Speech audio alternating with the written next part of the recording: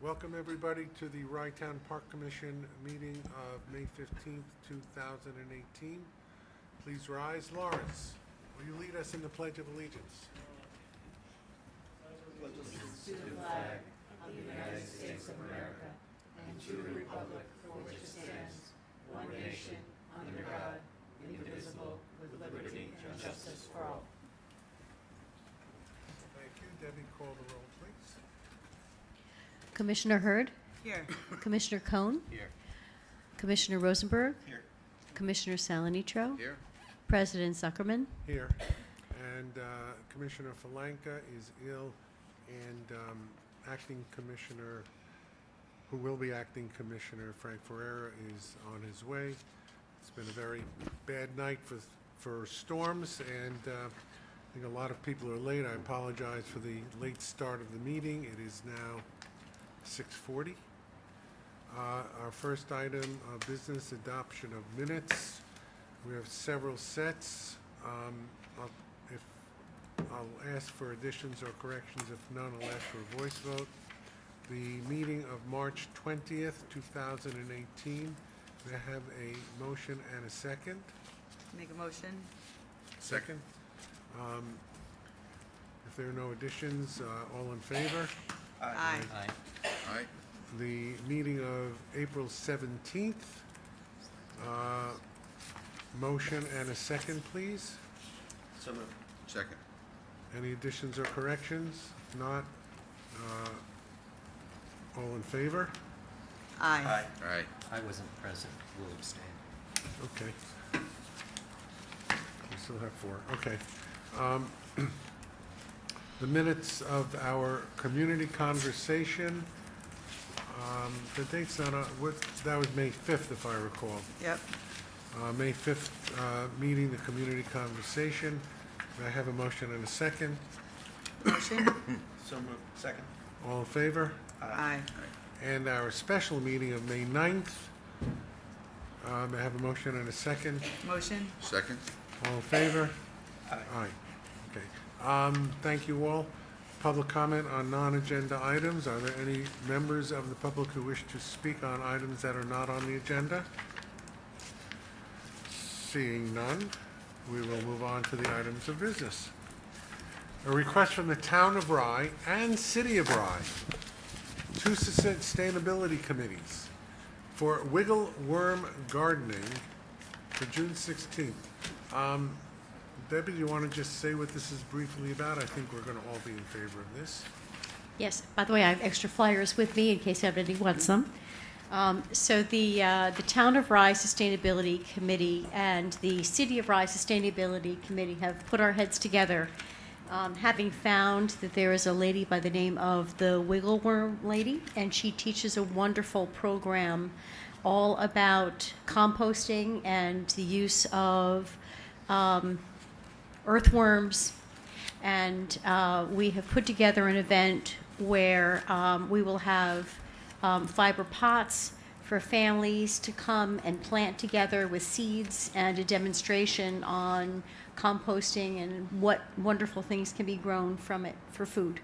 And we will have this session under the pavilion at Rye-Town Park on Saturday morning, June 16th.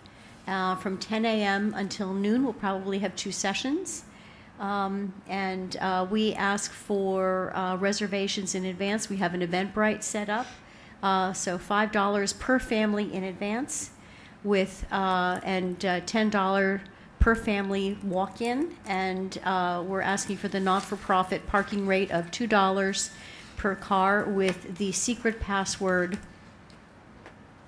Wiggle Worm.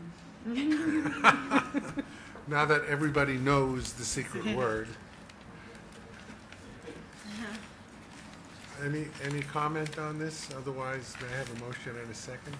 Just a question. Yeah. I'm in favor of it wholeheartedly. I just don't understand why we're charging people to learn. I mean, it should be free, honestly. Well, I agree with you. We don't know how many pots to buy, and we also, if somebody has made a reservation to come, we want them to have something where they've got a commitment to be showing up and actually doing the event. So we came up with the concept of what we hope is a modest charge. They always get more people when it's free, is what I'm saying. If that's the objective. That is definitely the objective. Let's see how this works this year, and then next year we could modify it. Absolutely. The objective is not to make money. The objective is to get people to come and to make a reservation to come, so we have enough plant materials for everybody, seeds and earthworms and everything else. Oh, and don't forget the earthworms. There's big bins that she's coming with earthworms and shovels. The fishermen will take it when there's leftovers, right? It goes in our garden. Well, it's good for fishing, too. I'm I'm in sure. favor. Okay. I make a motion. All in favor? Yes. Aye. Yes. Thank you. A request from the Friends of Rye Town Park for family movie night on June the 21st at 5 p.m. on the lawn. I think we do this every year. That's a don't? different, the That's a the different movie on event? the lawn that you're thinking of is a regular part of our community programming. The Friends event is new. Well, more events, the better. They would, the Friends apologized that they could not be here this evening to talk about their event themselves. They're thinking of families picnicking on the lawn, BYOB, and maybe face painting, other kinds of casual, Hula hooping. fun, thank you, hula hooping events, and followed by a movie on the lawn. Okay. I don't know if we need a motion for this. Well, I think they're asking us to waive the fees for using the park and for parking. Everybody? Comment on that? Yep. Yes? Okay. Yeah, I think we heard during our community conversation that people are excited about events and looking for more events, so I think that's a great one for families. Good evening. Acting- Mr. Chairman. Nope, Thank you for coming. Thank you for Certainly. coming. Acting Commissioner Frank Ferreira. Good evening, everyone. Do you Sorry have for a the delay. package for him at all?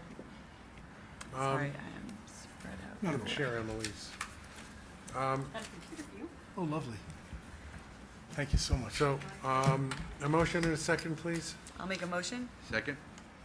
All in favor? Aye. Aye. Aye. And this is to waive the fees. That's what the motion is for. Okay. And now, the long-awaited presentation from the Rye Arts Center. Our Natsuki Takuji sculpture, correct? Did I say that right, Mr. Clyott? Okay, I missed that one. Read myself in. Bob Clyott from Rye. Is that right? Thank you. Yes, Natsuki Takauji, which actually, if you live in Japan, you would call her Takauji-san, but whatever. We call her Natsuki. Is a sculptor. She's actually has a piece in Venice right now during the Architectural and Sculpture Biennial. So we're happy for her. That's just been installed. But this piece is a piece that she's been working on. She's made several trips to the park, and we've had outreach to her. She has come up with a piece that's designed for this park, for us. And she's looking at two places, but is, I believe, settled on the place, if I can describe it, I suppose I should have made an aerial map and drawn it, but it is the bit of land that was recently restored that is just near the entrance that one would walk over and down to the boardwalk, the Rye Playland boardwalk. So it's on that side, and between the path and the fence at the beach. It's on the northern part. Northern, eastern, is that right? Anyway, northern at the water edge. Bill knows. Just to clarify,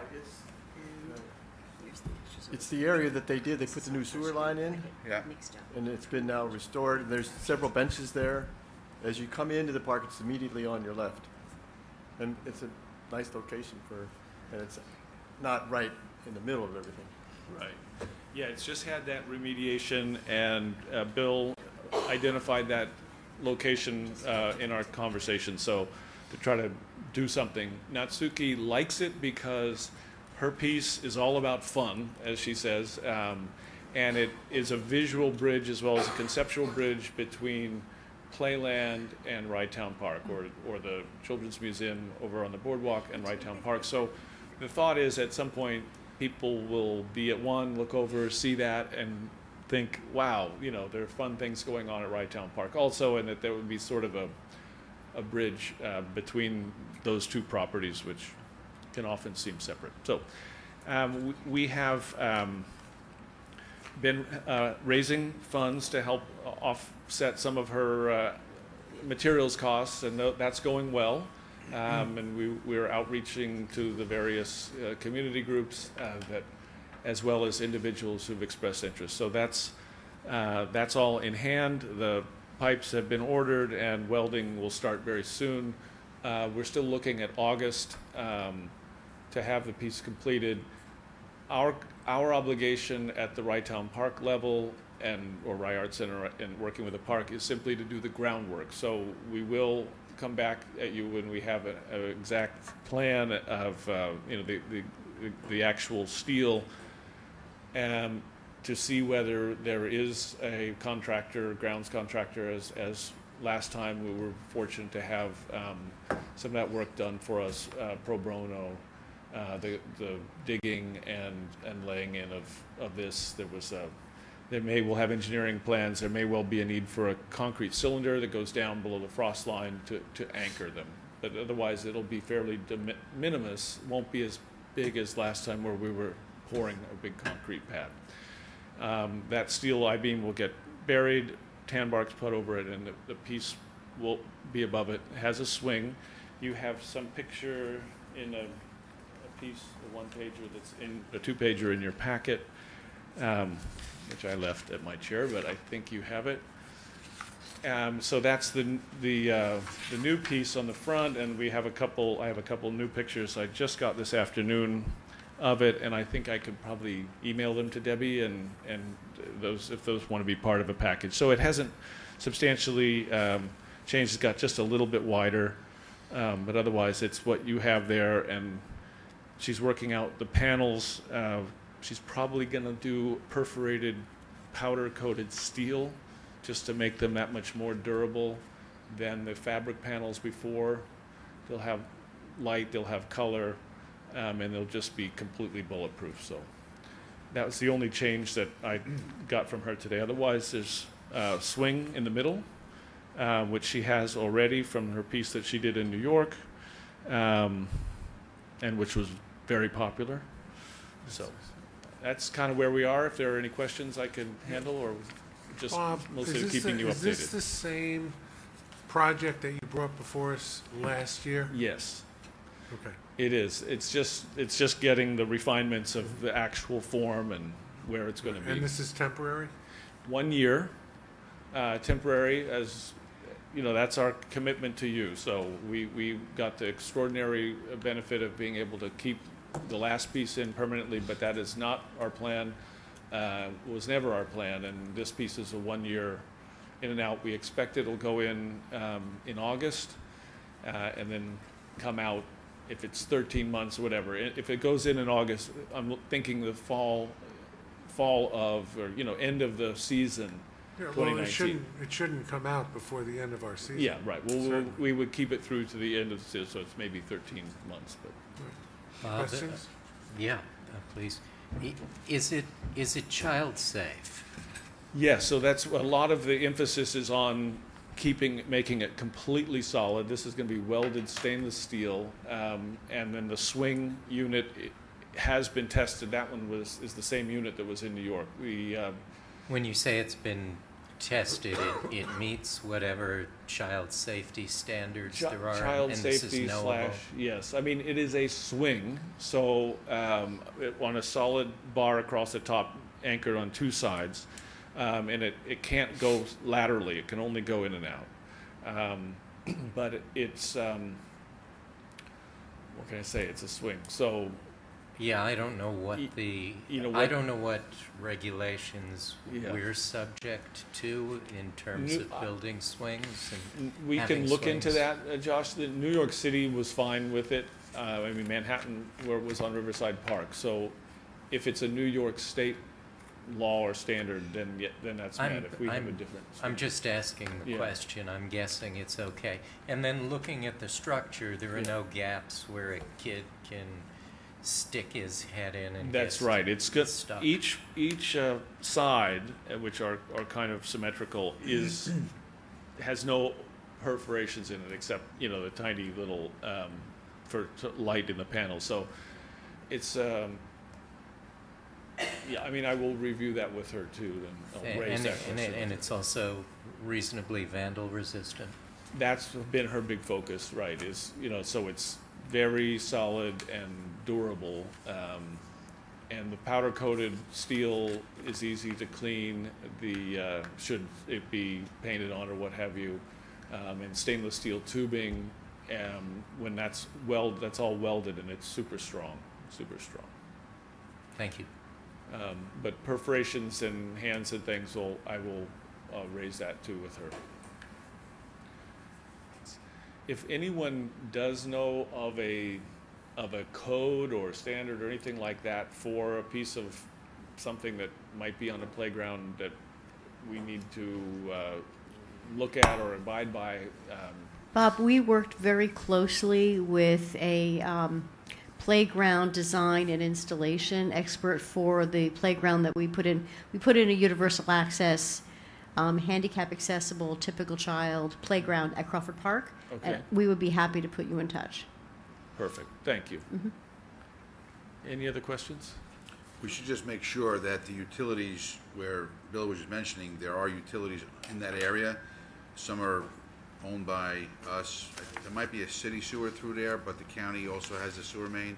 Okay. We just have to, A, make sure that there's no interference, and B, we don't have any problems, even in the short term. Yeah. Because I know that for a long term, they would not approve that location if there's utilities under it, because it would be an encumbrance to those utilities in case they ever had to go and make repairs. Good point. I actually didn't know there were utilities under there, but. Well, we can, Benny, we could call, what is it, dig 911? No, it's code 753, where it's a markout, utility markout, and they'll come, but some of the private stuff won't show up. But we do know there are utilities there that are. Is it just sewer?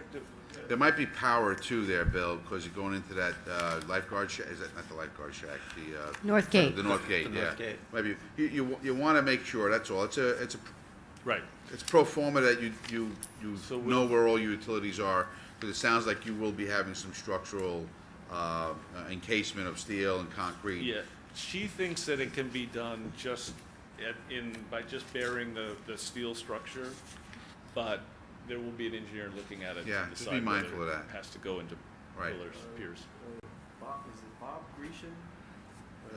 No, you Grecian. Hugh He- Grecian. he- Hugh Grecian. Yeah, yes, He was involved in this project, that's correct. so would he be the person to ask? No, well, a couple of things. Obviously, the county will come out. If you call for utility markout, it's a 1-800 number.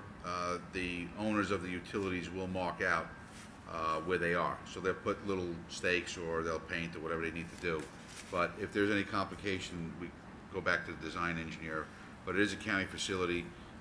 I may be wrong, but I thought that the City of Rise sewer went in there as well. So just, it's a pro forma discussion I'm having with you. It's not to complicate matters, but you should We'll know look into it. before you dig. If it turns out that the site isn't usable, then the backup plan was to be over on the crest of the hill, off to the left of where those benches are, if you were standing at the water and looking up. So, The point I'm making is that it's going to be temporary, but if there's any desire to keep it more than temporary, you probably won't be permitted to do that because of the obstruction not, that it would create. that wouldn't be, but we obviously, if we have to put down a pier, we don't want it to be within too close, we have to. You don't want to put your pier Through right the through the sewer sewer line. No, you don't want to do that. Any other? Just thank you Yeah. for your work and the Art Center for Yeah, the art in the Doing park that. is a huge addition Thank to you. the. We'll pass that along to Meg Rodriguez, who wanted to be here tonight too, and since her best, she's been doing. I think we great love the supporting us. idea of having art in the park. That drew some And attention. the concept of circulating pieces, I think is one that the commission would find very attractive. One by one, we have to find sculptors who will do all this work for essentially, We nothing. depend on you. So that's the hard Thank you, part. Bob. Much appreciated. Thank you. Boy, I really don't want to do this one. Discussion regarding rental policy for religious organizations. Debbie, why don't you just lead in and then we can discuss it. Yes, we've had a request from a religious organization to rent a pavilion for a religious service, actually two on Friday, 2 Friday evenings in the summer. They've asked for fees to be waived. In the past, some years they have paid. Last year they did not pay. The fee was waived by the park director. So the question has come up, and now it's really a policy question that staff is looking for guidance. Because there are other requests that we get from time to time. Does the commission wish to consider a religious organization as a nonprofit organization and therefore be entitled to a 50% rate on the park rental and also consider a lower rate on parking fees?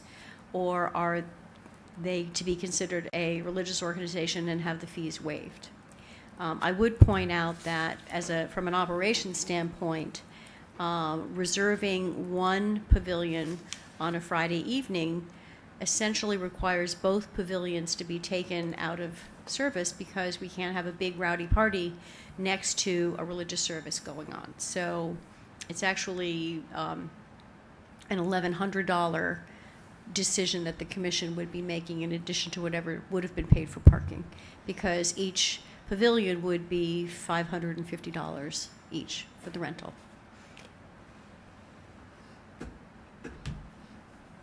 All right. I have two other things to add to it.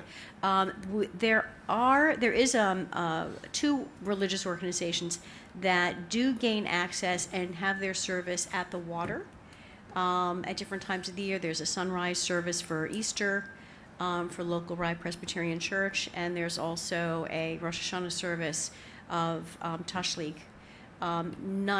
Those services cost the park nothing, and we do not charge for those at all.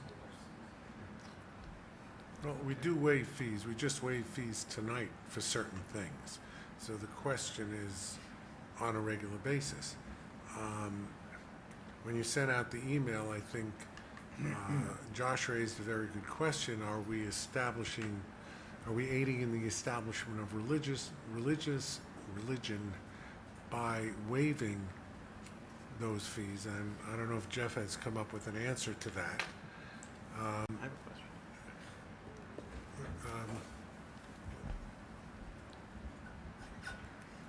Is this on? Is this on? Okay. I think we're treading very closely if we do that, to that. So I wrote a memo, an email back to Debbie. Maybe it was circulated, maybe it wasn't. My view on this is that the exceptions are going to swallow our rule. If we continue to make exceptions for every religious organization, to what degree I know not, could be a very tangential, could be a very, thin connection to the religious order or the religion, you're going to just wind up having a very chaotic situation administratively. I think you should establish the rule, the policy that says you're going to equate religious organizations with not-for-profits, and they will get the benefit of the not-for-profit rate. Period. I may be guilty of misapprehension, but I thought that most religious organizations do seek not-for-profit status. I think that's correct. Debbie, What is? They do. A couple of times the fee was waived, and then. I mean, It's not. I'm sorry, like, It's been, they've waived the fee. This religious institution that sparked this discussion has been doing this for quite some time.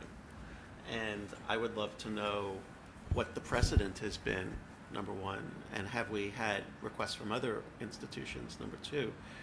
The other thing is that, I think, Gary, that you pointed out, we waive fees left and right. We waive fees for soul riders. We waive fees we just waived the fee a few minutes ago. Yeah. We waive the fees for marathons or triathlons. We waive fees constantly. So I'm trying to understand why we wouldn't for any religious institution that's going to look to, it's a beautiful locale and it's bringing more people down there. Now, true, we're not receiving a fee for them or for parking, but maybe it's going to bring them down more frequently because they say, oh, this is a great place. I'm going to go back there on a Friday night and go at 5 o'clock and then stay for the fireworks, and they'll be paying. I'm just curious as to why we would all of a sudden stop waiving a fee that's been waived for several years in the past, and then waive the fee for other organizations that, for a lot of those organizations, don't have, these aren't City of Rye or Rye Town residents. Yeah. I think that you raise a good point, because the point that Josh had raised in his email about establishing religion, on the other hand, if we are waiving fees for certain groups, such as soul riders or marathons, triathlons, etc., are we then discriminating against the religion by not waiving the fee? So it's a tough question, and I think that and by the way, if I could just interrupt for 1 second, the soul riders and the marathons, my guess is, have a lot more people there than this does. Because this is just being used in the pavilion. So how many people can you know? The marathon pays. The triathlon pays. Yeah, Okay. they do pay us. Okay, but in general, my point is that we waive the fees quite a bit. Well, I think that the point is, though, and we really have to grapple with this. In the past, it was the park director that waived the fees without the authority of the commission. And here, it's brought to our attention by, I guess Brenda's the one who brought it to the attention, because she's a real stickler for how the process works. Which is good. And you know, it's coming to us for a decision, so that an individual such as Lawrence doesn't have to take it on himself, and we need to make a policy as a commission as to what to do with that. So I think that it's at that level at this point. I mean, that's the question, really. Do you want to have a policy? Do you want to have a policy? If you don't want to have a policy, then you can make ad hoc decisions all the way through, you know, but it's administratively easier, I think, if you had a policy. And I think that a policy would prevent abuses that we've seen in the past and Well, indiscretions that we've seen in the past. One of the things that I have raised is that I don't really have a problem, especially we're not going to lose very much revenue if a group uses the pavilion once or twice during the summer. But if a group would seek to have services every week for free, then that can't be permitted. I think that it's a nice gesture for any religion to be able to come to the park, to the pavilion, and have a service, you know, of every single denomination, because it is in fact a beautiful place and is very fitting for that type of a use. So, I don't know, how do the commissioners feel? Starting on the left, Ben? Well, I think that the question of abuse or question of abuse, I mean, are we entitled to ask the question, what event are they hosting? Is that event an off-season event, an on-season event? What if they want bingo night outdoors? You follow what I'm saying? Right.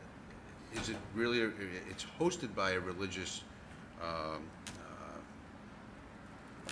entity, but what is the foundation of the request? How much information can we ask if we're going to set a policy? And how do you stop the abuse? I'm not suggesting that religious Is this a institutions rhetorical abuse question, or anything. do you want an answer to what they're doing? Well, that's my concern. I think the concern, I have more of a concern, and the question is, I didn't read into the request made. What is the event being hosted? What are they hosting the nights that they're looking for? It's a Sabbath service.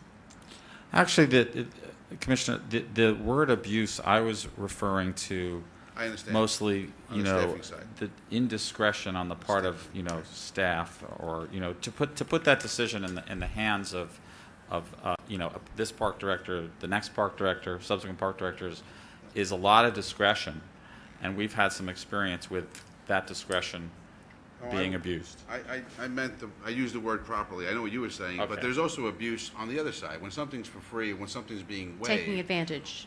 Well, Yeah. That's what I I'll was stay with the alluding use to. abuse, because whatever denomination it may be, if it's, we have free, we can go to the park for free, let's have that event at the park. So my point is, and I'm not versed enough to suggest that we have a delineation of events, of what type of events constitute a no-charge event. Follow what I'm getting at? That's my concern. My concern is, I don't know whether we should do this, in depth with a resolution that defines things, because if it's loosey-goosey, it's going to end up being abused. And I'll use the word again, because that's my fear. I think the beginning point to get at that issue would be to set a policy No question. that would I apply agree. to religious organizations that want to rent our facilities, and see how that goes. And for what purpose? If it's a money-making purpose, I'm happy to give the not-for-profit rate, but I'm not happy to give it for free. Well, what has been, you haven't been here long enough to have a full history of our experience with religious organizations renting our facilities, but have there been instances where they've rented our facilities for a No. money-making purpose? No. So it's mostly been for a religious observance purpose. I'm not sure that's going to change, but I think that the policy, Well, we could make the policy for religious observance. It's as simple as that, And the other concern is, if that's what we're going to do. do we limit it to the entities within the Wright Town? Very good question. You have to. Yes. Oh, my Lord. Well, I mean, Yes. we do receive If you federal can. monies. It is a public park. We do receive federal monies. It's a public park. How do you not allow a religious institution from New York City to come up here? Well, You do allow them, you just make them pay.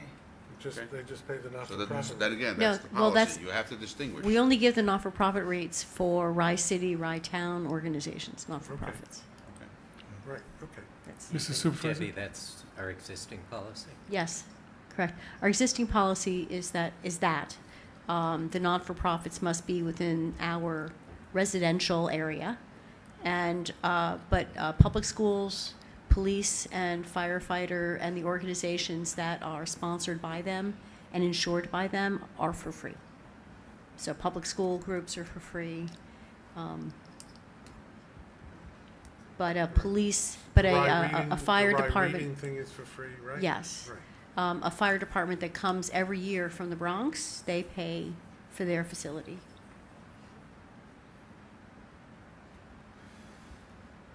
Mr. President? Yes, sir. Yeah, quick comment. The secretary mentioned that we couldn't rent out the adjoining facility because it may be too rambunctious.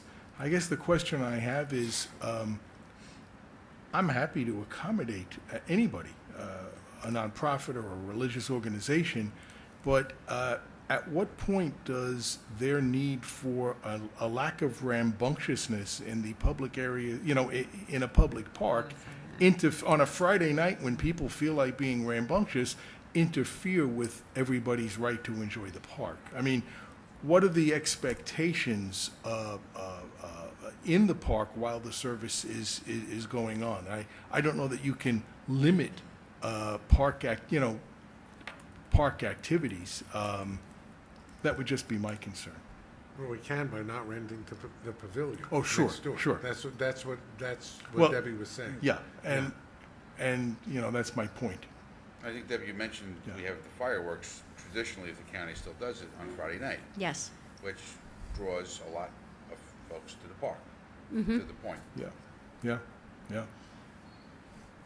I think, Also by draws the a lot way, of people to the religious service. Amen. Are they looking to do it Friday night or Saturday morning? Friday night. One in July and one in August. I think we should talk to them and tell them that if they don't know it, that there's fireworks nights. They know. Okay. And I mean, is that right when we're gonna be seeing Barley on the Beach come into full swing on a Friday night? Everybody, I mean, it's just, That would be no different from any other year when Okay, there was so they're Seaside using that. Johnny's or Okay. there was Ocean Grill. I'm wondering what we're considering a religious group for these purposes. I know we want them to be in one of our constituent towns, but I think we're probably all thinking of religious groups that we Established. commonly- yes.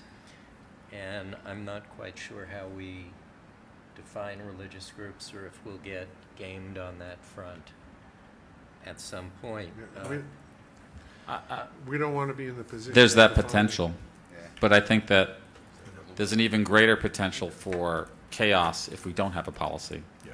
I kind of think we need to have a policy and then see how it evolves. Well, I'd suggest that any religious groups actually have not-for-profit status. That will show a degree of establishment. and then, Excellent idea. and then would we charge them the not-for-profit rate? No, if there are local religious groups, then I'm perfectly happy to say that we'll treat them just like the local Friends of- police, fire department, whatever. So Mary, long as you- it's for a, Your thoughts about blackout dates? Do we have blackout dates so that we are in advance? We're not selectively suggesting that it's not a yes or no.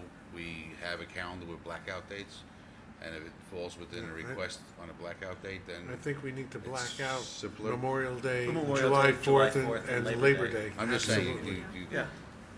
I mean, for a service, right? Not for bingo. Yeah, not for Well, for the bingo. free benefit. Yeah, I Yeah. think, should we list, should we Is it- state religious services, or, as opposed to bingo, that we charge,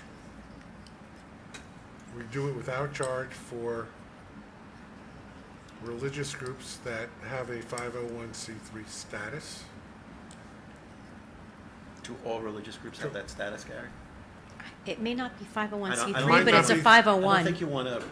It's to see something else, I know, but as I yeah. said it, I realize religious groups may be under another status. Well, what if, for example, there is a wedding being held and the bride and groom choose to have their nuptial mass at the beach? It is a religious occasion and it is a sacrament. Does that fall into that? I mean, you could talk about a million different options. You know, you have all your other. You can have a funeral there too. Well, yeah, that's Ashes right. straight into the.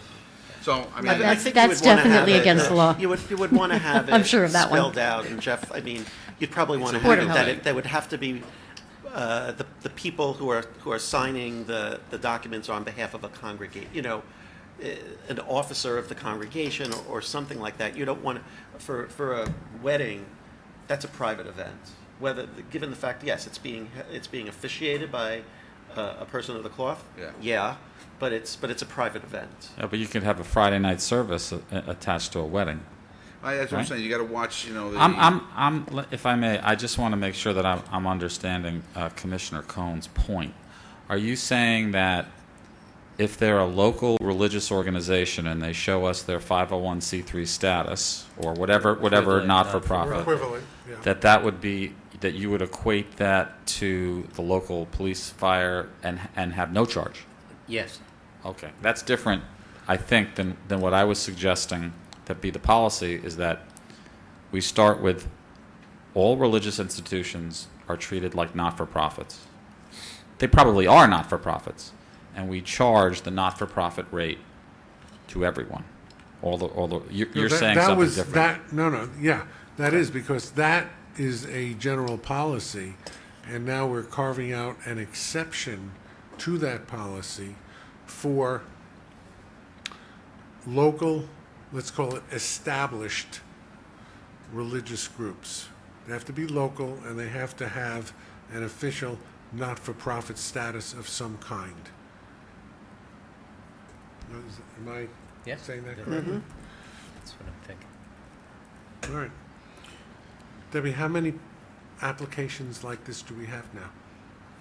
I'm aware of one at the moment. All right. They so do that- come in from time to time. Are they local? Yes. Meaning in the town of Rye Or City of For the Rye. city. or city of Rye? Right. Okay. Yeah, there is a group that comes up that holds a christening ceremony every year. They let us know when they're coming in advance. They come in, they pay the parking fee. When they go on the beach, they pay the beach fee. They have their service, they have a picnic on the park, and they're perfectly happy. I think we can watch it. I think that we should establish that policy. It doesn't happen that often, and if it gets out of hand, then we can put a stop to it. Yeah. So I'm just going to restate that where there's a carve-out for local, established, religious groups holding religious observances. Correct. See how it goes. All right.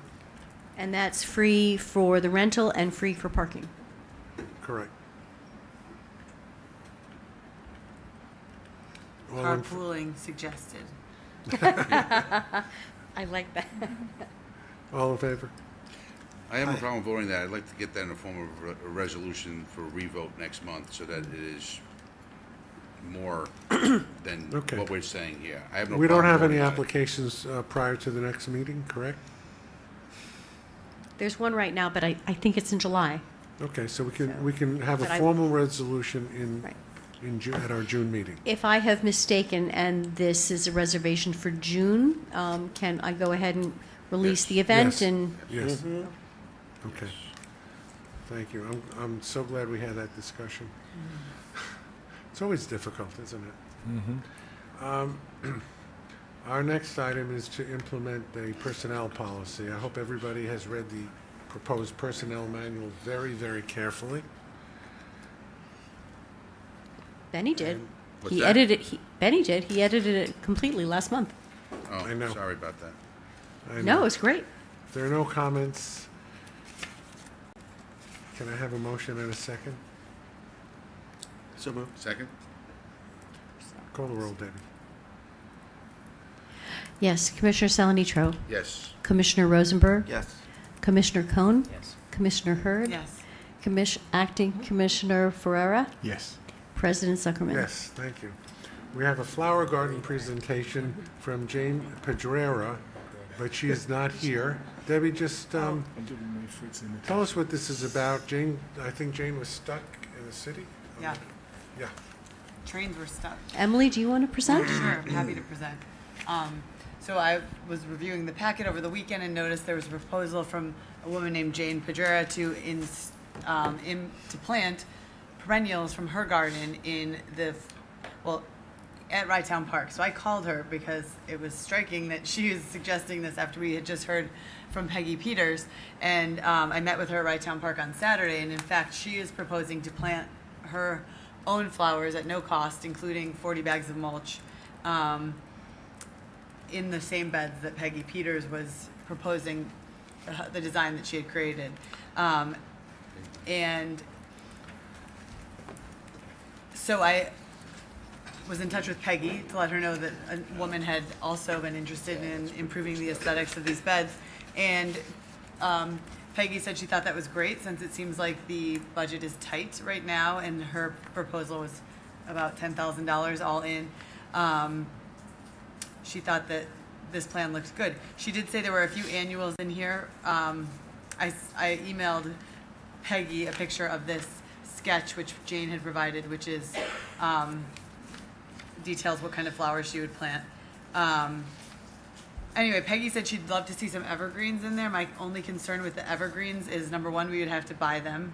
And number two, I'm worried about watering them. Jane thought that unless it was really hot July weather, that these plants would be okay without real watering. There is a hose over by the tower There's- building. On those 2 points, built into our budget is a modest amount for flowers that we spend every year. Right, We could repurpose those funds for the purchase of the evergreens. right. And I've also spoken with our sprinkler guy, who tells me that the sprinkler heads that are currently in and operating are close enough to those beds that they could, Be redirected. yes, or kind of the strength improved. And so it will go across the path and water the flowers. And I was concerned about crossing the path and hitting somebody. But apparently they water at about 3 a.m. So we could water it that way. Okay, this just in. Jane just texted me, and we only have this text exchange going since Saturday. I had never met her before. Anyway, she's on her way here, and we'll be here at 7:45. Oh. I don't know if we want to postpone it until go through some other items. Well, if she's going to be here, I don't want her to show up and then say we've already taken care of it, unless Right. you want to text her that and say we're voting on it now.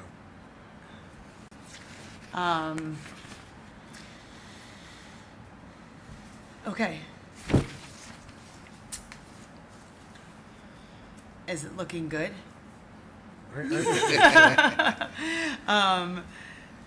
I do think that what I like about this is she thinks she can do it in the next 2 weeks.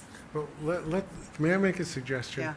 Let's vote on it. Tell her not to rush, and she can make a presentation next month about what she did and how it looks. Okay. Great. We'll see what she ends up doing. Anyway, I think that this is really generous. All It's of these terrific. plants are plants that she's actually transplanting from her garden, so they can be transplanted again and put somewhere else in the park if we end up taking Peggy's design and moving forward with that. The evergreens, I think we can also do this, see how it looks, and we can plant the evergreens. I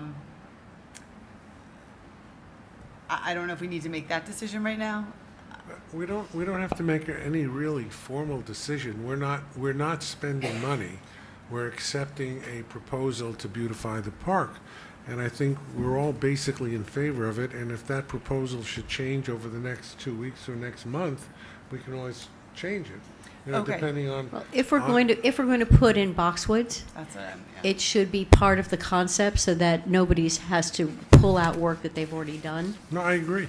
So, I agree. I mean, I'm happy to vote tonight to accept her proposal pending any modifications that she and Peggy Peterson and Emily might agree on. Because Yeah. it's planting season and we have to get stuff in the ground. Right. I think that sounds. I think once the commission gives it a green light, we'll go ahead and plant Right. it. We'll take the money that's in the budget already, that's for the purpose of the gardens. We'll purpose it that way as best we can. This doesn't have to be a commission No, decision this about how is to plant the garden. No, we're not about how to plant the garden, just to accept her proposal, right? Yeah. Mm-hmm. Okay. So. All in favor? Aye. Aye. Okay, great. And now, getting to the crux of some items. Discussion of a new initiative to improve parking, and we have with us Rita. Forgot your last name, Rita. As Reliant. I'm glad.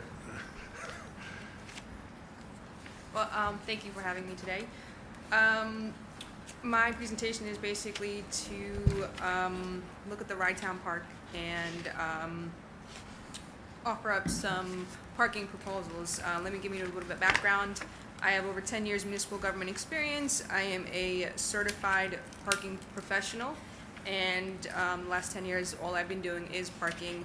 And parking really has evolved, and to the benefit of the smaller municipalities, really to government, because parking used to be such a very expensive capital cost, but with all the technology and automation, it actually becomes viable more for smaller municipalities to take advantage and make it more efficient and effective, just operation-wise, infrastructure, capital. and all that. So I got a chance to walk Rye-Town Park with the secretary and the president, and come up with this proposal. And also Lawrence.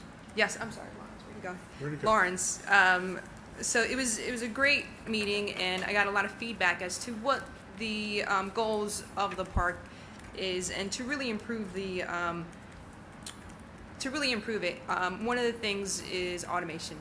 You know, you have a person at the booth, and it could benefit from a lot of automation upgrading. There's technology there. The parking lot really needs to be redesigned, redeveloped. You have essentially 3 parking lots. If you break it down, you have a main lot, a secondary lot, and an overflow lot. Based on the walkthrough, the goal is to clean up the main lot and the secondary lot to keep more vehicles within those lots as opposed to the overflow lot. I know that that's a contentious issue. And how do you manage the overflow lot? You know, when you have mass. Let me just interrupt you. And I forgot. And Russ was with us. Yes, he was. Yes.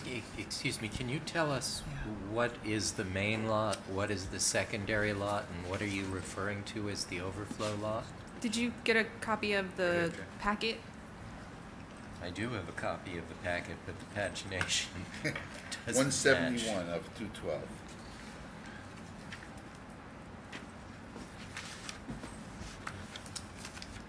Okay, thank you. So in order to kind of really take a look at that parking lot, I had to break it up into 3 sections. One being the paved lot, secondary being the unpaved gravel, and then the overflow lot being completely grass. And controlling the overflow, getting people in, especially when you have these large events, is really important. So the goal is to take a look at that, take a look at all of the users, look at your fee structure. There may be opportunities there to update it and make it more resident friendly. So that's pretty much the goal, is to look at the town park to see if there can be improvements, and there definitely are a lot of improvements. Short term, long term, I think that was the goal, because there are a lot of things that could be optimized. What are your initial suggestions? You mentioned technology, you mentioned reconfiguration. Can you give us some idea of what Sure. you're thinking of? Sure. I mean, upon arrival, the booth was very, very interesting. The fact that you have an individual there manning at all times, it becomes a safety issue. You have vehicles going in, large amount of vehicles, the traffic. You really want to open that up and have more vehicular traffic going in. The goal of a parking space is to get somebody in the facility, parked, and out enjoying the facilities as opposed to driving around looking for parking. The longer it takes for somebody to access the parking lot to park and to use the facilities, you know, it becomes problematic. So eliminating the booth and putting in more of an automated option is better. One of the options would be a license plate reader to capture the vehicles as they come in, and it would be downloaded into a system. Using that, the layout of the parking lot. 3 lanes? You mentioned 3 lanes in? Yeah, the goal is to try to get 3 lanes in, definitely 2 lanes, it's wide enough. By eliminating that booth, what you were doing is you're creating a designated entrance and an exit way, because there is an exit, there's an area that could potentially be used, and that's really to control the flow, to get the vehicles in, to get the vehicles out. By having that booth, you're really stopping that flow, you're backing up traffic on that street. So getting them in quicker. The layout of the parking lot really does need a lot of work. The secondary lot could be laid out a little bit better. And then the overflow, the other thing that we talked about is there's a little bridge that is accessed by vehicles. It looks a little bit like it's very Shaky? yes, historic, and the goal is, if there's an opportunity to redirect traffic and not having the residents utilize that as a entry and exit way, and having it only for staff personnel to use with their trucks. You know, you really want to minimize the usage of that little bridge. See if we can find out another alternative, and it's just basically getting the traffic flow in and out and regulating that and having controlled traffic flow in terms of the parking. Does that answer your question, or? Yes, it does. Thank you. The other technology that talking about is with the use of license plate readers, you're looking at pay station kiosks and a pay by phone option. That is right now what's really popular, and the more technology you use, the less personnel that you need to have managing it. And with pay by phone, that really is the best option. Yeah. And I don't want to say lucrative, but it's less costly for the town. You know, you're just paying this mobile app, and the mobile app keeps that, and the revenue goes straight into the town. You're not paying credit card fees, and it's just very beneficial and convenient for everybody who uses those apps. Just with respect to the parking kiosk idea, I think many are actually resistant to the parking that is on the grass. You characterize the overflow lot. I don't really see a lot of potential to put parking payment kiosks out there on the lawn. They wouldn't be on the grass. You put them at the access point to the beach. So as soon as they park, they walk away, they can either use their phone or go into the entrances, and you'd put kiosks out. Obviously, you put signs letting them know that as soon as they park. Do they have to walk back to their No. cars then to put No. paper in, or? No, it'd be a pay by license plate system, I see. and it's just easier. You're not striping the concrete, you know, less maintenance. You're not putting these numbers.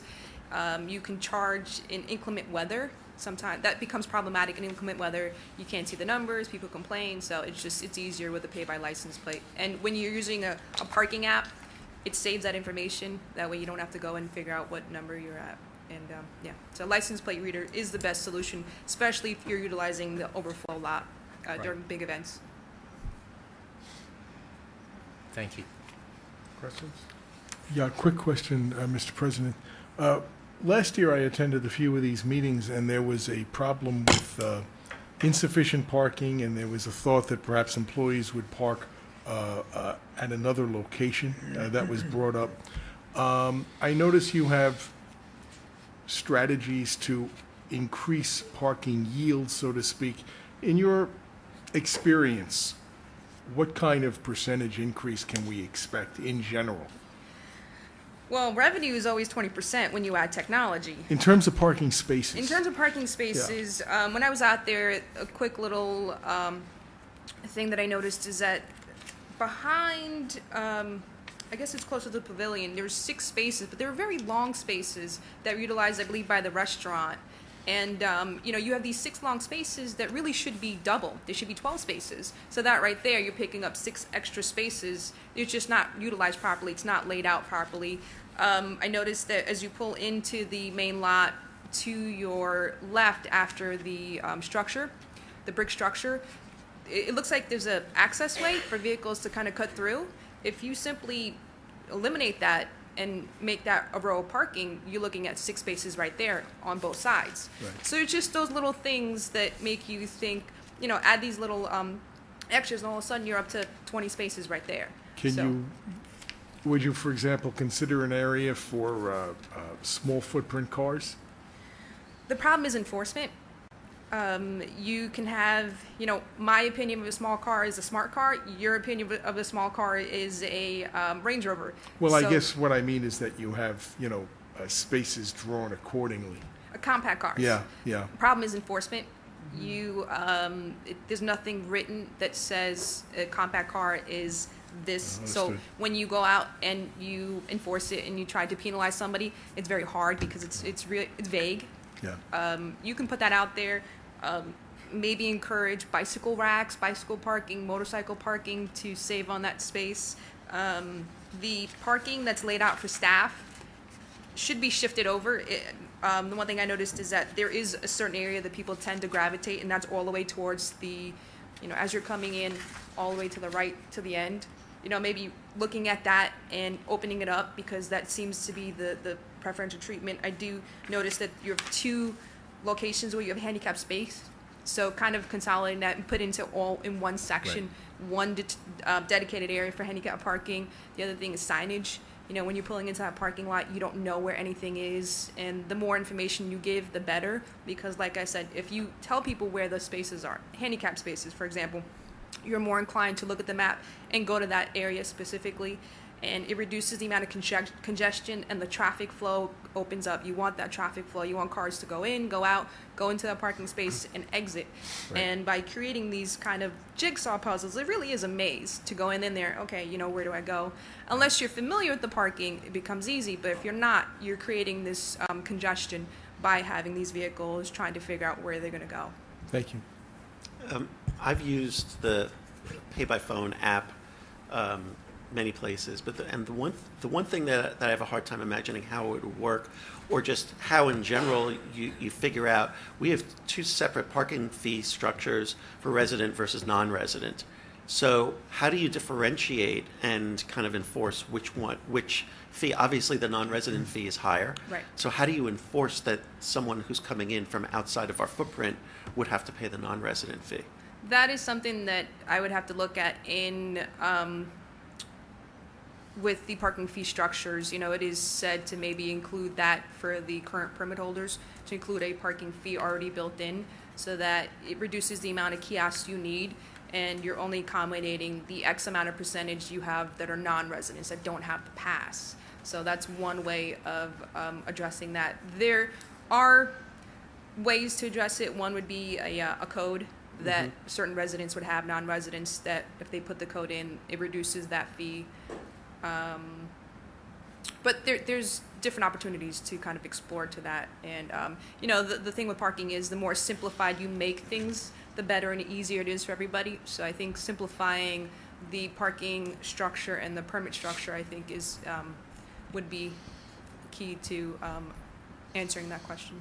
Okay. I particularly like the idea of combining the permit with the parking, that instead of having separate fees to, you get a permit and then you have to pay for parking and then you have to pay to go on the beach, to have more of an all-inclusive type of fee, because, most people who are going to come and park, especially in the summer, they're going to go to the beach. And if they have a permit, they're going to be there on a regular basis. And it's probably, I think Russ mentioned it at the meeting, it's annoying that you buy a permit and then you have to pay for parking and then you have to pay to get on the beach. So an all-in-one would simplify everything, including, how we do it on the app. Right, and that would mean more, less machines and less kiosks to capture that, because if everybody's paying, you have to kind of accommodate that, and you have to put the appropriate kiosks in. The less you have, the easier it is to just put minimum amount of kiosks and signs, and that way residents don't have to worry about that with the permits. Any further questions? I have a question, and Yes. this is maybe more for Debbie or Gary, I don't know. In our capital budget that I was reviewing, there is the parking lot allocations for automation, repaving, and striping. Just curious how that fits in with the hiring of a consultant. First of all, the paving is certainly a pre-RETA number. The parking lot has been in such poor shape, and we've been sued over Right. people who've fallen because of that I got a basic number for what repaving the entire parking lot might cost. Okay. So that's a placeholder to say this is something that we really should be thinking about doing. Yeah. In terms of how it would fit into the work that a parking consultant would do, I would hope that would inform how we approach the resurfacing and the relining of our parking lot. And the same would go, I'm sorry to interrupt. No, go ahead. The same would go for the parking technology. Staff can, as we've approached our other technology challenges, we can approach parking, but from a much less informed place than Rita comes to that topic. And we think that we'll make smarter choices and much more longer range choices for the park with the guidance of a professional who's been doing this for a decade or more. Yeah, there's a lot of things relating to parking. First of all, I think Josh was sort of alluding to this, but at our community conversation and in many conversations with residents, and this is a long history of, parking conversation around the overflow parking on the grass. I would like to know that you would look at that as something that you would be able to eventually cut out entirely. Like driving over that bridge, to me, when like thinking about that is just horrible. I mean, that's a historic bridge. I'm sure the load we've like maxed, and nobody should be driving over there. In fact, if you look at the original rules of Rytown Park, the charter, there it's like absolutely nobody, not ever should be driving on any grass. So the fact that we're using it for parking, I think just, those people are rolling over in their graves right now. So how would you address that? The goal is to maximize the use of the main lot and the secondary lot, making sure that it's being used to full capacity. And then it's up to you guys where you want to see with the, the overflow lot. There is, by putting a license plate reader, and you'll know how many vehicles are coming in, you can track, you can number. So if we know how many spaces are in the main lot and secondary lot, there's a cutoff point. There are opportunities, but that's up to you whether you want to keep that in play or whether eliminate it. I can It's a put it in. policy decision for the board. That's a business decision. it's a that policy we I was- discussed at yeah. the Rytown community conversation, at the park community conversation, that this commission would have to make a business decision Yeah. that we would not be taking any more. We would essentially be closing off to the park to a larger number of people. Well, there are a lot of decisions that would have to be made. There are a lot of interests that, if not competing, are overlapping. And I would suggest, first of all, I obviously recommend retaining Rita, but in addition, I think we need to set up a committee to work with her, composed of residents and non-resident, all residents, Rye City and Rye Town residents. There are so many considerations. We can eliminate parking on the grass entirely and thereby sacrifice a considerable amount of revenue. Some people would say that's a good thing, and some people would say that's a bad thing. If we sacrifice revenue, that means that the city and the town would have to pick up more operating expense to make up for the lost revenue, or we find additional sources of revenue. Those, as I think Paul and others have mentioned, those are policy decisions that we would have to face down the road as to what we want to do as a commission and how we want to operate the park as a commission. Right. I mean, we can say that we can increase our non-resident rates, double or triple them, and make residents free. That is a decision. I'm not advocating one way or another, but those are the countervailing options that we have.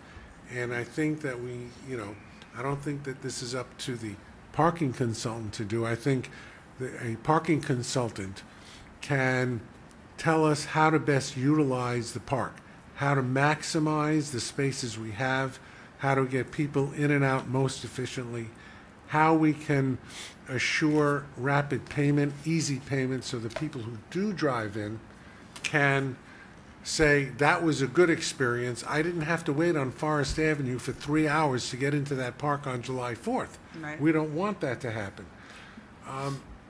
So that's what the parking consultant can do. Right, and But the policy decisions are in the future. Right, and I understand that the policy decisions are in the future, but I want to make sure that we maximize the utility of a parking consultant. In other words, we hire someone that's going to be able to tell us that, we have multiple options, and we can reallocate so many of those spots from the overflow to the main lot by doing this, and so I guess my other question is really with respect to, and my apologies because you're here and I thank you so much for your presentation, but have we reached out to, is this something that we need to go out to bid for? Have we researched other parking consultants?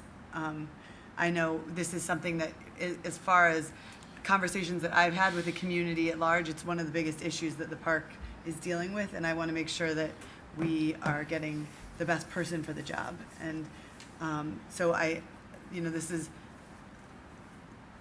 the first that I think the commission has heard of this consultant, and I just would like to make sure we've done a diligent search in terms of professionals to advise us. Well, Rita comes highly recommended. We met her, actually Chris Bradbury introduced us at a function, and I think Benny is aware of, Benny knows Rita from a long time. Yes, I do. So, Full disclosure. We've worked together, so I have full confidence in her abilities to provide all the Q&As back and forth with the residents as well as this commission. But again, I'm just one vote. Are we subject to bid for this sort of contract? Rita is a consultant. That's professional services, so we are not required by our procurement policy to, and this wouldn't be a bid, this would be a request for proposals or request for qualifications, which is much more usual for consultants. So that's an option, but it's not a requirement.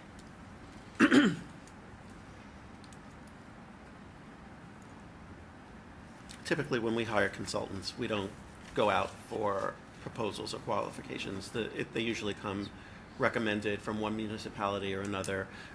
As you mentioned, we're not required by law to put out a bid for a consultant. Thanks. well, let's move it forward then. Motion to retain Label Consulting. So moved. Second. Please call the roll. Commissioner Salnitro? Yes.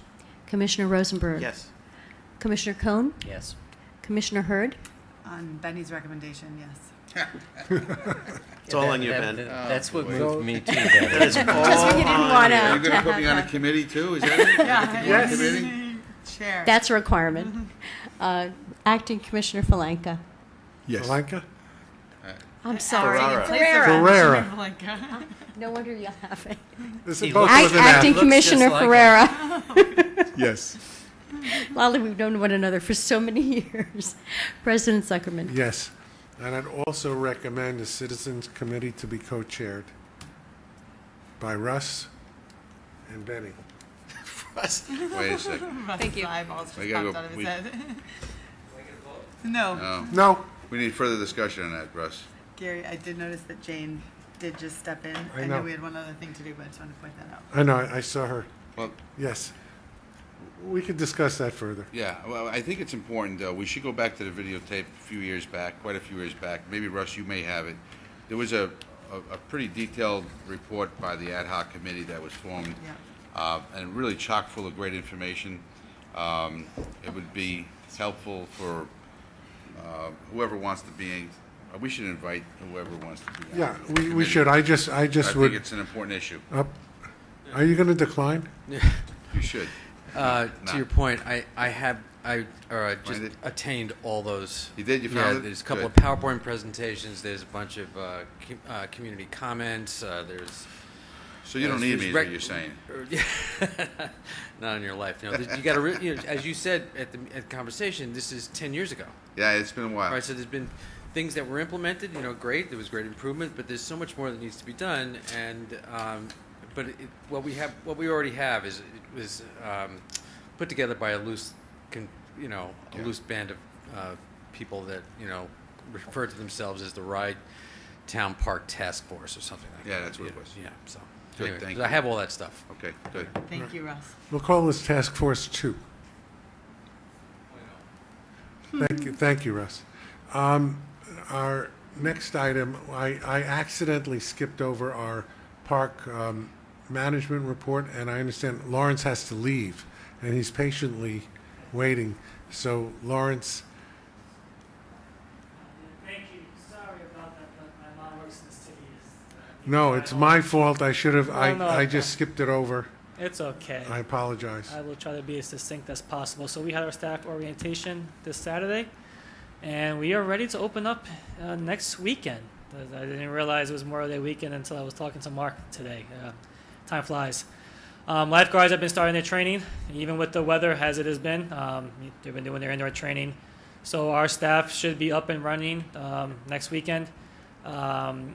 we were a little behind with the permit applications due to the fact that we didn't get a system running until the first week of May. Staff's been working on it really hard, and we are probably about a week behind right now. Just have to now notify all those permit applicants. Most of the phone calls I get are, I put my application in May or in April and haven't heard back. But we are doing our best to catch up, and we should be, by the end of the weekend, probably up to date, which is a good thing. Go ahead, Deb.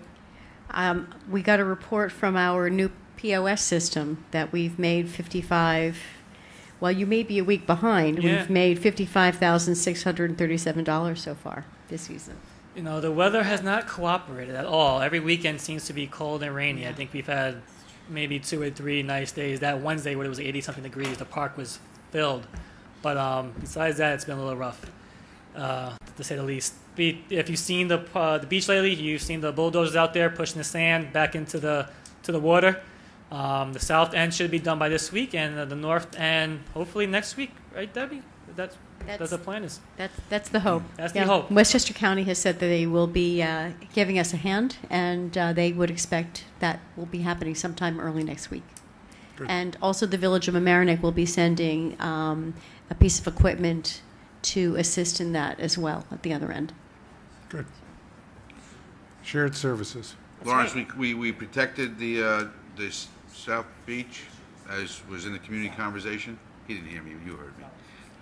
One of the items at the community conversation was at the South Beach area where the seawall Oh, worked. where the kids were Right. climbing over the rocks? We picked up the fences, we cleaned I up. did that personally. I went Thank out you, there with a Lawrence. shovel and dug it out myself. I knew you would. Thank you. So it was done. 'Cause Excellent. I was like, Gary's going to be back on Friday. I have to get this done real quick. So I got out there. No, I did. But no, Sal is overseeing. Our maintenance staff is overseeing the sand to make sure it's done properly. The tunnel bathroom should be up and running. The guys are painting. The gals are painting. They plan on painting the stairs. So things should be up and running and looking good for next weekend. Am I also talking about the consultant, the development stuff at this point? Yeah, if you've got a couple ideas that you wanted to fly, you can. Sure. As you all seen the proposal, and that list is actually much longer.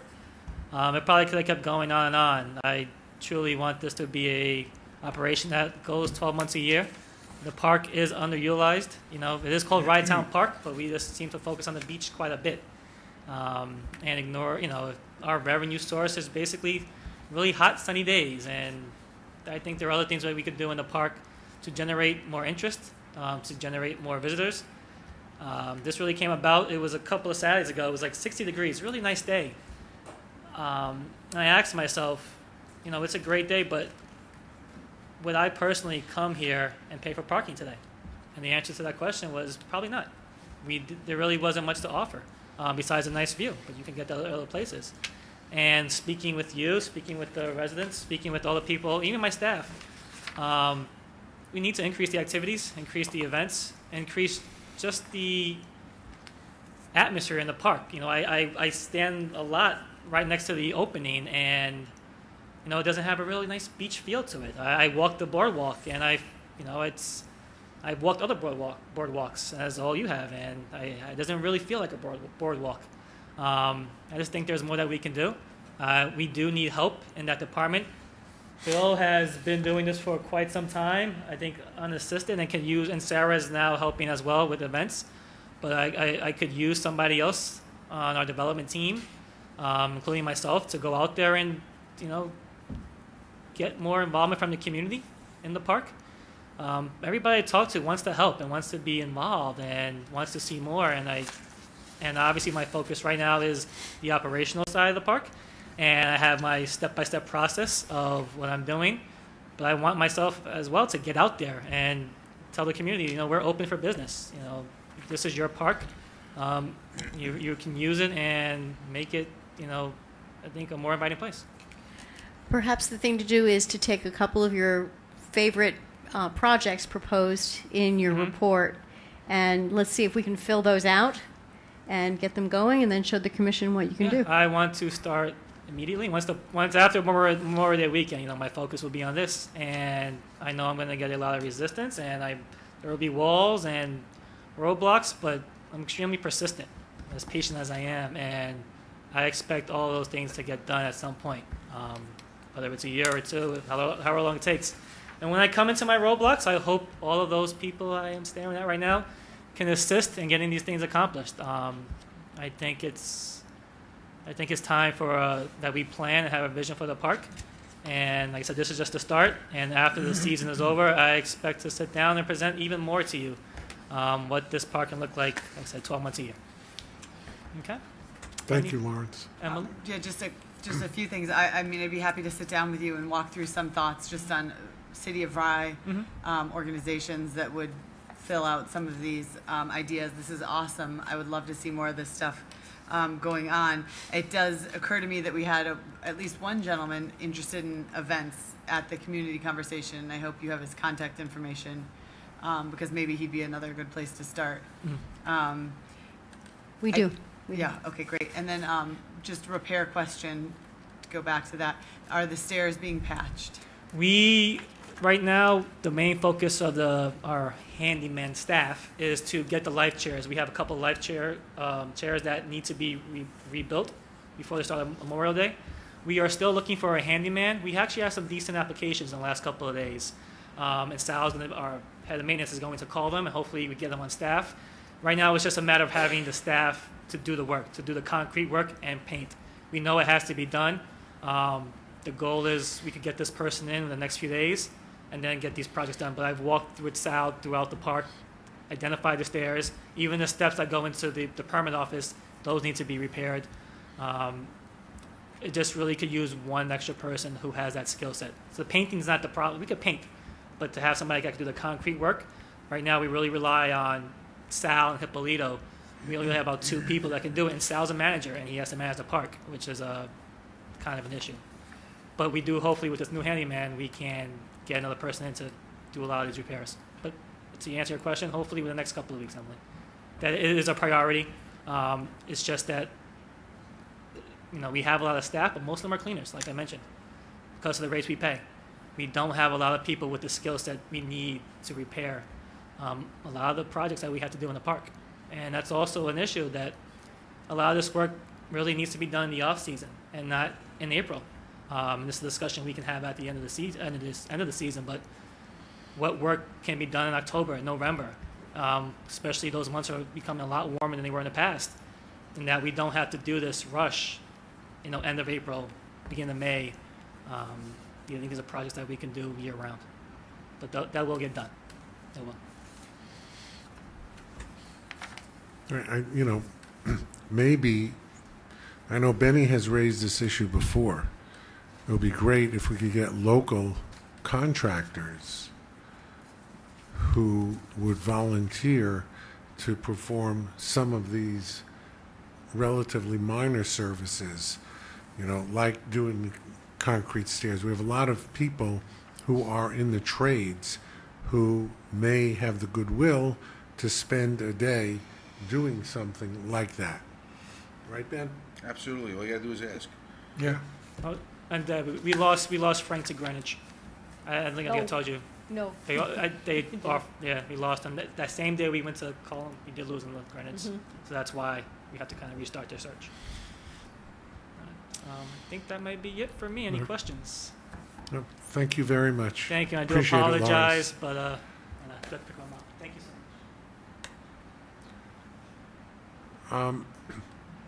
I know that Frank has to leave. Is that correct? In a half an hour. So I know that was it Susan? Helen is here. And Helen is here. Jane, would you make a short presentation? I know we already went through that and we approved your proposal. Okay? If you just introduce yourself and we really very much appreciate your terrific, wonderful proposal to us. Thank you, and I appreciate all the commissioners. And I love Rye Town Park, and I've been going to the park for 20 years, since I first moved to Rye, and I don't go every day, but I would love to go every day because I like to walk, run, and I bike through the park. So I'm a frequent user. And obviously it's come to my attention that there's not a lot of money being allocated to the gardens and certainly not to weeding in the middle of summer. And as a gardening fanatic, I cringe when I see all the weeds. And I see people having parties, weddings, anniversaries, and things of that sort. And, you know, you look across from the pavilions, and I don't think the flower beds have been getting the attention that they deserve. So it just occurred to me that I could help solve this problem because I have literally dozens and dozens of types of perennials in my yard. I'm a fanatical gardener. I'm very frugal. I buy tiny little plugs, bare root flowers, or I grow from seed, and then I divide. So I now have hundreds of irises. I've been giving them away for free. And so it just occurred to me that it wouldn't be that hard to just transplant my flowers, because I give them to everybody else. Why not just transplant them into those 10 semicircles? I don't think it would be that difficult. The trick is going to be the timing of it, because certain flowers, as you know, have already bloomed, like the daffodils have already bloomed. Peonies are about to bloom. So the ones that have already bloomed, I would probably plant in the fall, but there are many that have not bloomed yet. Some haven't even come out of the ground yet. So I did put together, I don't know if you saw the schema that I developed just as an idea of what it would look like. Have you seen these? Yes. Okay. So most of these are plants that I have plenty of at my house, and so I did the math to see that they would fit. Not that they have to be identical, but and they're all perennial, even the begonias. I send away, I do research, and I like hardy perennials flowering, and I send away and get unique flowers that are not common. You can't always find them in the nurseries. Like I have hardy begonias, for example, that just pop out of the ground every summer. And these are just a few of the ones that I thought might work. I do have more expensive plants that I don't really want to share at this point, like camellias and euonymus that are evergreen perennials. They stay green all year long. So if there was a budget for that, we could possibly get camellias. But that's a very expensive plant, and I wouldn't want you to waste your money on it if this was just going to be a temporary measure. That's why I thought I could just donate what I have right now for no cost. I also make my own dirt. I know that sounds really exciting, but I do my own composting, so I have my own compost at my house, and I could bring that down as well. So the only thing that I would go out of pocket on is the mulch, and you just lay the mulch on top to keep the weeds out. So the biggest problem I see so far is just getting the weeds out. We talked about using organic weeds. Otherwise, I just got to take a hoe and try to get the weeds out by hand, which is a little bit time consuming, but it's doable. I do weeding at my house all the time, so don't look at my fingers. They're always dirty. But Thank you. you're That's welcome. great. Yeah, so that's it. And if anybody has ideas, please share them with me. One quick thing. Jane and I had talked about getting the mulch from her house to the park and possibly using. Do we have a dump truck? We do. Okay. We have so a truck. We have can- 2 trucks. And we have people who can lift. Okay, good. So we could set that up to help her get it there. And I suggested that she could reach out to me or you or both with her schedule, and to the extent that we can get any volunteers to come down and help, I'd love to sit there and listen to her tell me about gardening for a couple hours while I plant some. Yeah, some so, weeds, plant some you know, flowers. I'd like to get started immediately if that's okay, with the goal of getting it in shape for the beginning of summer. So, I guess you work with Lawrence and I guess the Friends? No, not the Friends. Friends won't be involved in this Okay. unless they would like to be. They're always welcome. Sarah Suma is one of the driving forces behind this effort, and I would certainly want her to be involved. And Peggy Peters, I believe, would love to stay involved as well. that would Thank be you so great. much. That would be great. Thank Thank you for your generosity. Oh, you're welcome. Thank you. Thank you, Jane. Hopefully that gets contagious, by the way. You know, we need more people like that Yeah, to step up. we do. And We we're not do. going to charge you for parking when you come to work. Waive the fee. Right. Let's skip down because Helen Thurston is here. Let's skip down to number 12, discussion and possible resolution to engage Lisa Easton, architects, for grant applications. Debbie had sent out quite an extensive memo on the CFA and CDBG projects. We have previously engaged Lisa, and through her, Helen, to procure 2 grants for us. There are relatively new developments. The CFA that's consolidated funding application is due in July. Last year, we did not get a grant for the ramps. We had an exit interview, it's a long time after the exit, in April, with the people in the Parks Department who said, we were so close. Please submit the application again.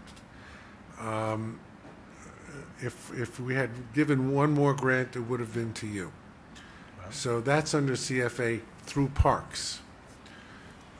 Also through CFA, we're looking to do the exterior of the bathhouse. I'm not reading notes on this, correct me if I'm wrong. In addition, the Urban County Consortium looks like it's going to be in effect again this summer. And the town of Rye will be passing a resolution at our next meeting. I believe the village of Rybrook and the village of Portchester will also be joining the consortium. I don't know, Josh, whether the city of Rye will, but I assume that you probably will as well. Under the consortium, the county will be administering, unlike the last 3 years, the state CDBG grants, the federal money passing through the state, and the county will be administering it. We cannot apply through CFA for Community Development Block Grant, CDBG funds, if we join the consortium. However, we can apply for CDBG through the consortium.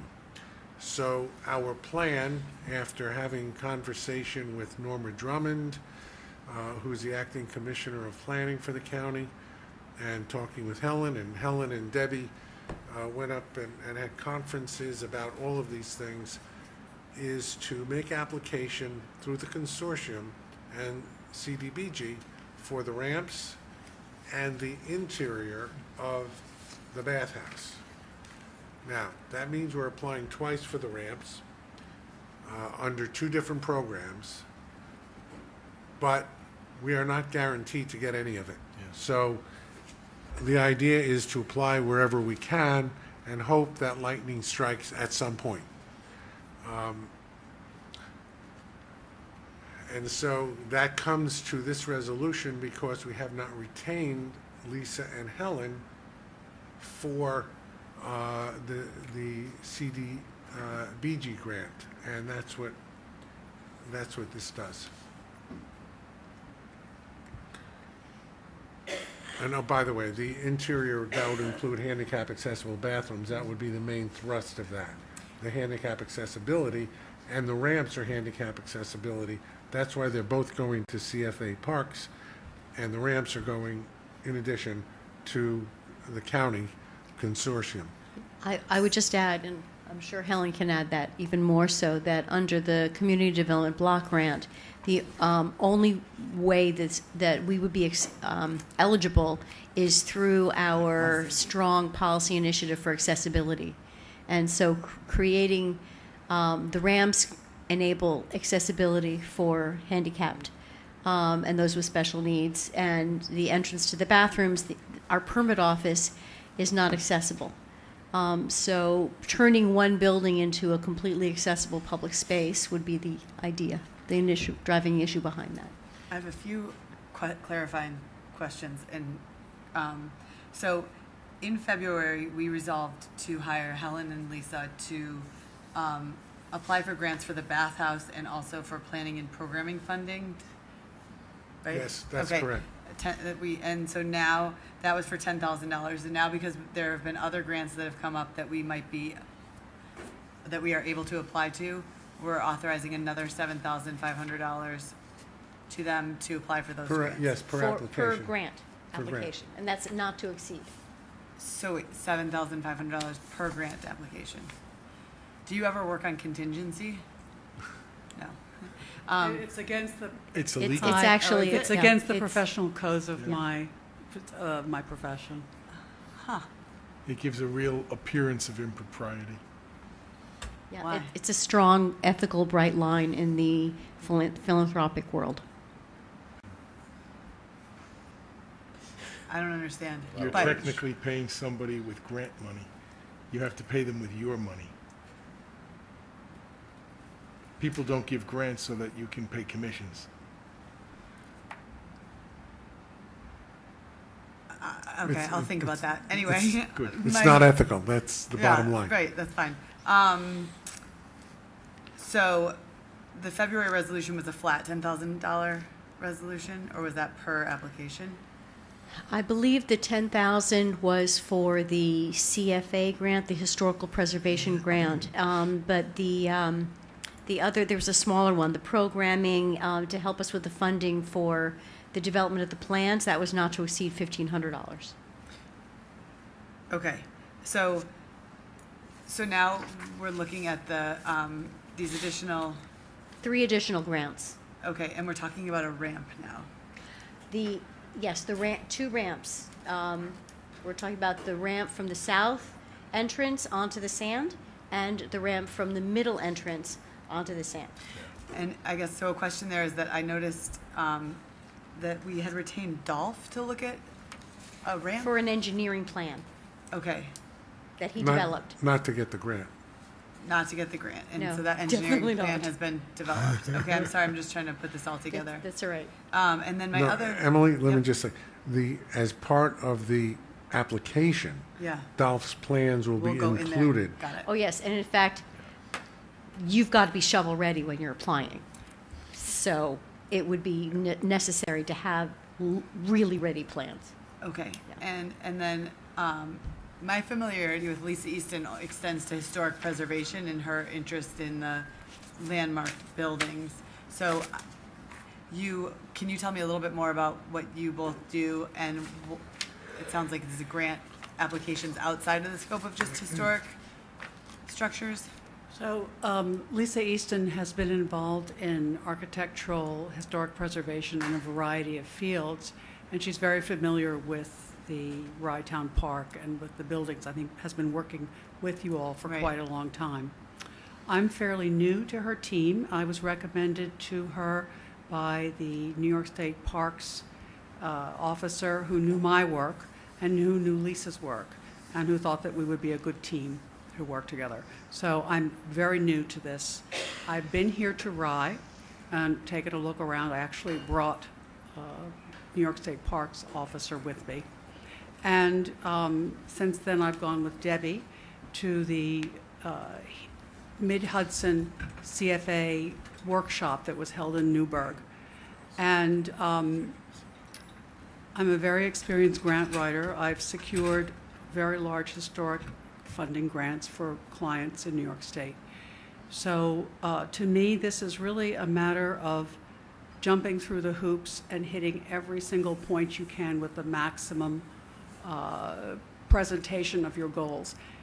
I've been extremely encouraged by the interest that's been shown in these projects by both the team that's putting together the community development block grants and by the Regional Economic Development Corps, the Red Sea. This town park is loved. The facility is valued. I think the signs are auspicious for us to succeed. We are positioned well. The difficulty is, as Gary said, is the competition, and there's no guarantee. These are very competitive grants. So we have identified 4 pots of money, and we'd like to go for all of them. We've been encouraged to go for all of them, and not to go to them might be to leave a lot of money on the table.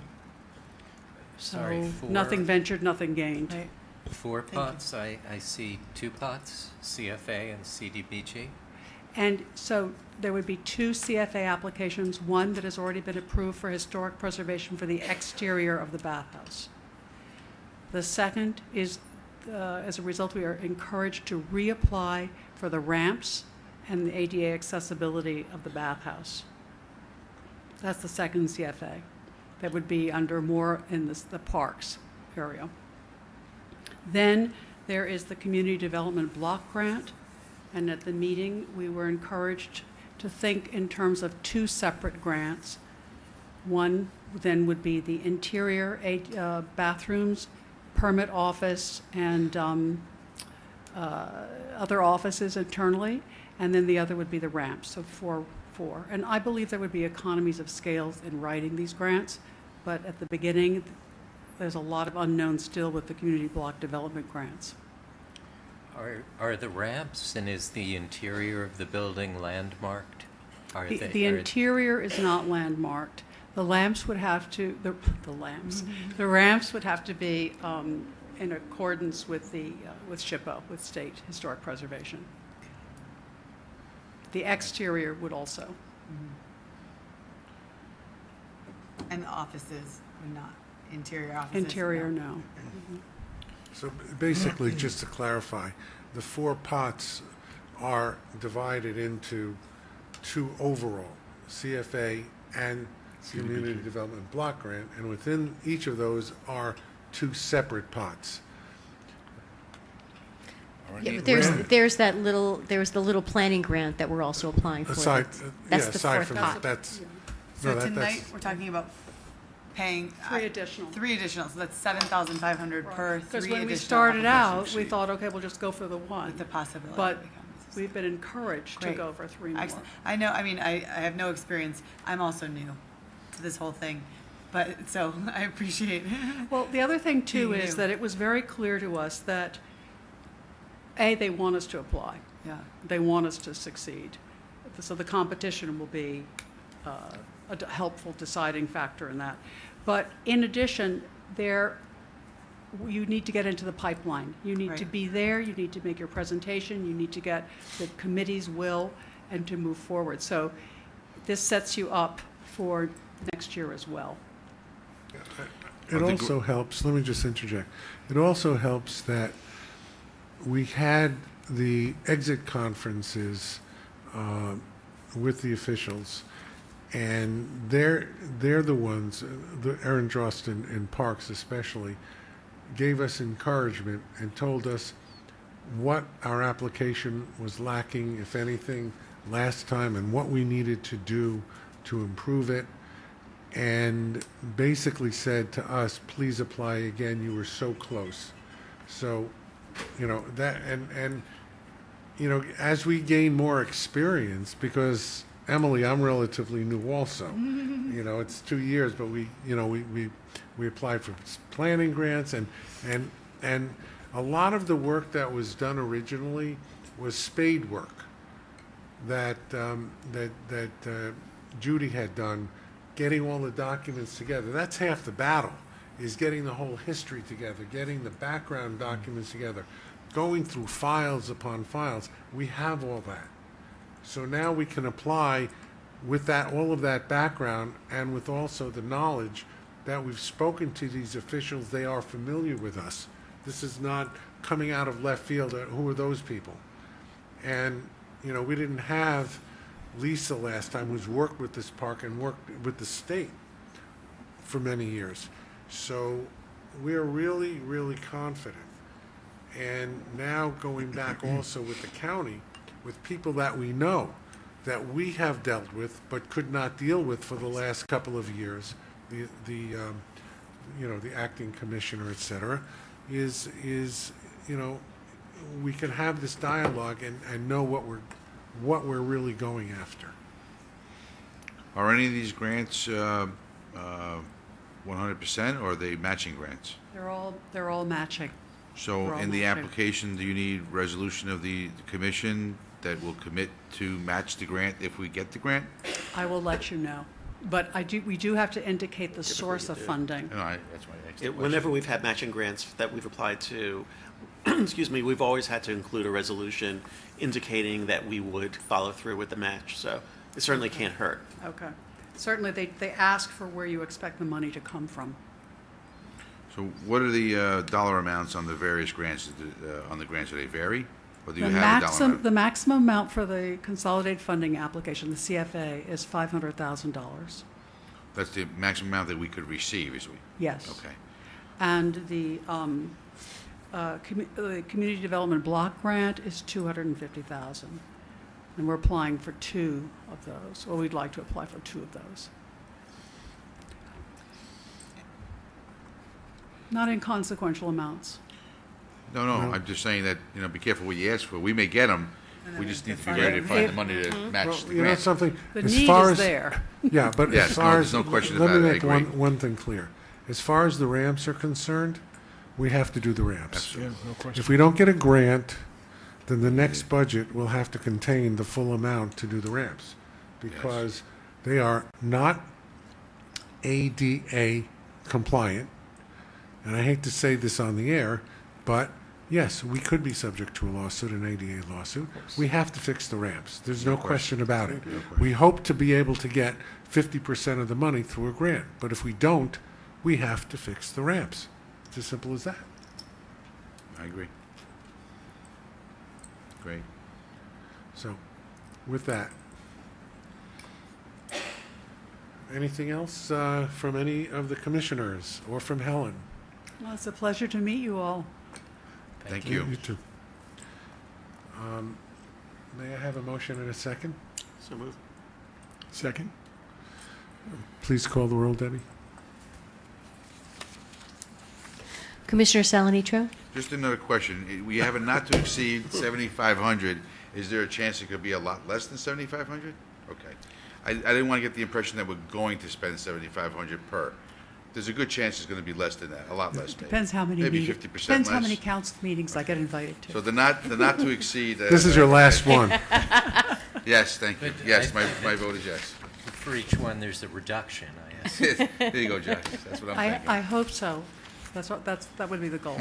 Yeah, we're hoping that there's enough background information that the applications, That's if first. not identical, will be Right. very similar. Thank you for answering that. Yes, my vote is yes. Commissioner Rosenberg? Yes. Commissioner Cohn? Yes. Commissioner Hurd? Yes. Commissioner Ferrer? President Yes. Zuckerman? Yes, thank you. And thank you, Helen. Thank you very much. much Thank you. appreciated. Good luck. Thank you. Thank you. Let's jump back to the professional services contract with Beth Evans. Again, Debbie had sent out an extensive memo on this one, setting forth Did you the say service. expansive or expensive? It's One and both the same. actually. One and the Expansive same. on what Beth has done and what is yet to be done. And the resolution now caps her fee, including the permits that will have to be obtained from the city of Rye, which I believe may be 3, at $17,500. And I think that basically we have to go, we are waiting now to, she needs to submit more documentation to Department of Environmental Conservation, and hopefully that will finish that end of it, and once that's done, then we can go through the city permitting process. So, any questions on this? If not, may I have a motion in a second? Sorry, can we just go over the resolution again? I wanted to just pull that one up. Actually, while you're doing that, I have a language change on Sure. the resolution. It says any amount above 17.5 must receive prior approval. And I think what we want to say is any work that will accrue fees in excess of 17.5 would need to receive Okay. prior approval. Debbie, Jeff, make that change, Any please. work that will accrue fees.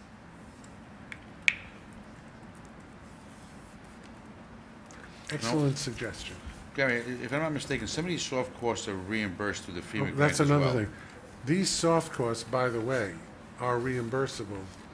Assuming we get this through FEMA, We are. they pay 90%, and the soft costs are part of that. So Dolph's fees and Beth's fees are reimbursable at 90%. Wow, that's great. And so just to clarify, this resolution is on top of the resolution we discussed at the last meeting? This is No, in it's place in of- exchange. We didn't pass that. We tabled that resolution. No, I'm sorry. We talked about it earlier. Right.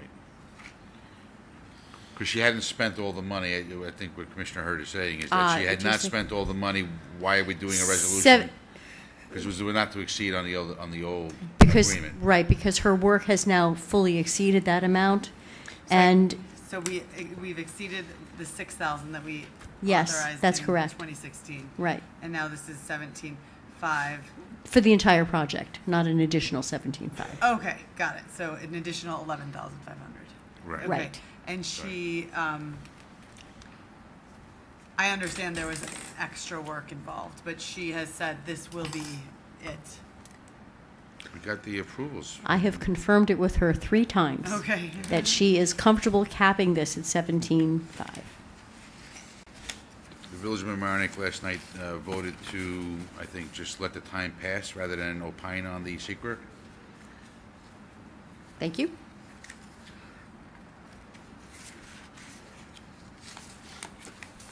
That's strange. Anyway, okay. I believe we have a motion and a second. Did we? No, but I'll make that motion, Mr. President. Second. Debbie, call the roll, please. Commissioner Salanitro? Yes. Commissioner Rosenberg? Yes. Commissioner Cohn? Yes. Commissioner Hurd? Yes. Acting Commissioner Ferreira? Yes. President Zuckerman? Yes, thank you. And now let's go back to the lead paint remediation. We're not going to do the executive session. Okay. Well, no, that's 511. We have 2 more.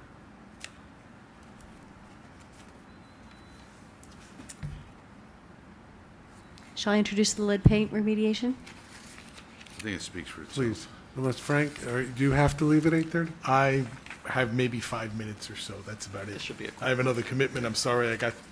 I was asked to attend the meeting tonight at 6:20. I was. I know. So I apologize. By the time we get down to an executive session, he's going to have to leave. So, all right, let's do the lead paint. So as part of our mold remediation project, we peeled back the layers of the offices, removed all of the moldy materials, 3 layers of drop ceilings. We discovered asbestos in the floors. That's now gone. And we are left with the original ceiling on the ceilings, which is filled with peeling lead paint. The pictures are in your packets. So there's no question that we can't seal it in. We had to remediate the lead paint. There's lead paint in other areas as well, but it's not peeling. We can seal that in and paint over it. But the paint on the ceiling absolutely had to be dealt with by a qualified painter. We went out to find proposals.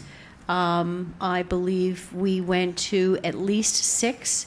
We obtained real proposals from 2, and we are suggesting the lowest responsible bidder. Has this work been completed? The lead paint is still Yes. there on the ceilings, not completed, not even started. We have to approve the resolution. I have a question. I am just, I'm not finding the resolution page in my, 176? oh, I have 191 to 193. So do written. I. So 176. Yeah, Okay. the numbers don't true up in all cases. I think there are 2 separate backups because my numbers are Do you have different it? too from the ones I Benny have it, is thank you. I citing. just found it. This amount is $3,385 And 86 cents. and 86 cents. Yes. I'm just struggling as we go through this with, we're going to be talking about the budget in a minute, but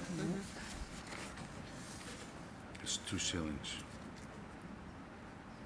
where are we getting the money to pay for all of these things? Knowing, like, having looked at the operating budget and seeing how tight that is.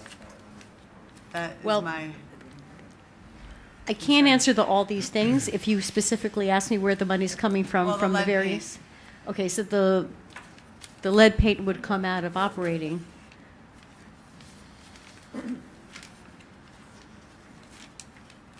and grant applications.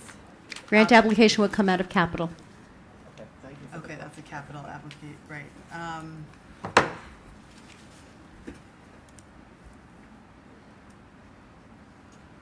So that's maintenance? Yeah, I didn't build the cost for the lead paint necessarily into the maintenance budget line.